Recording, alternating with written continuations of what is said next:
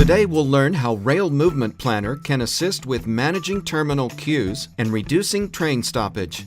Train queuing can cause locomotives to be on hold, delays with loading and unloading activities, and can even impact crew overtime, presenting one of the major challenges faced by rail networks around the world. Since queues can become an issue at any time, the Operations Center works hard so that its impacts are kept at bay. Luckily, Rail Movement Planner presents itself as a specialized solution for managing not only railroad traffic but also train queuing in terminals. As a smart planning tool, Rail Movement Planner features a sleek and intuitive graphic interface that eases the display of critical information.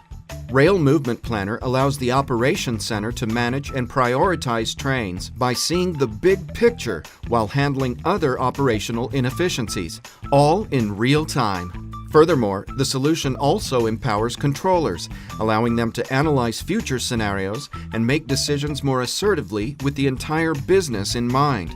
But how can Rail Movement Planner be so effective?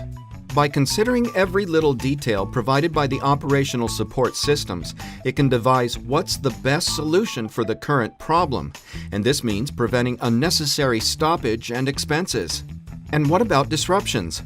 In these cases, Rail Movement Planner also supports everyone.